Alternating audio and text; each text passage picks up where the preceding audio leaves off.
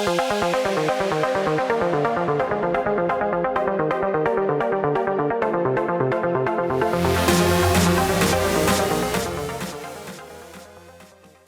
you say something is a little more challenging, define that a little bit more on why you think you can roll up your sleeves on something like that. Is it just other groups are saying, man, I got 5 opportunities on my plate and all deals take a lot of time. This one is just, I don't know if I'm going to win it. As you said, it's a numbers game. And all things considered, this will drain my resources. I'm just going to pass. Or if I drum up an offer, I'm going to have to discount some things because I don't have time to underwrite all the different tracks or what have you. So, Yeah, I just think it's really that last point you made. I mean, I don't know what goes on in other shops, but I know what we're capable of doing, and on that, you had a lot of small interest tracks. Could be 1, 2 NRA, maybe less than NRA, and we've got a system where we can have an engineered answer on what the value is across all those, and I think that's not necessarily everyone else approaches it. So when we have an engineered value across all those tracks and units, that's a pretty high confidence answer for us, where we feel comfortable bidding there, and don't have to apply a discount for kind of an unknown factor. And yeah, so look, I think on a package like that, we're going to get down to that more precise answer. Some of the packages where value is more concentrated, there may be others that can, get to a better answer because they're just willing to lean in more than us. But yeah, I think that the complicated deals have been a good source of opportunity for us. yeah, I mean, you bring up something that's interesting. Certain firms have criteria. We won't acquire things that are under X number of NRAs per track. There's a challenge there from an asset management standpoint. It can become cost prohibitive to manage that.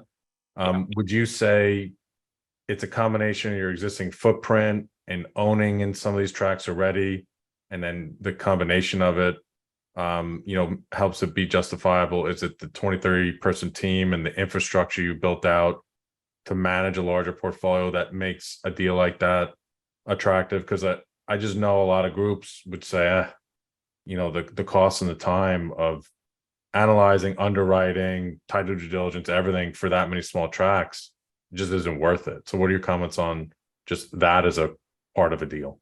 Yeah, look, and that's a fair limitation, and there's probably a point of diminishing returns for someone like us as well. But yeah, that's something we've been focused on from day one. Is one, making sure that the cost to own these assets is as low as possible. So as we scale, adding a wellbore or a tract, that we're not looking at having to scale people to do that. That we've got systems in place, and it's really just you know yeah, it's really more, adding rows to a database as opposed to people's time to manage it. So I think we've been successful there. But look, I think for any mineral shop, the biggest driver of your cost structure is your business development effort, both on the originating the deals as well as underwriting them.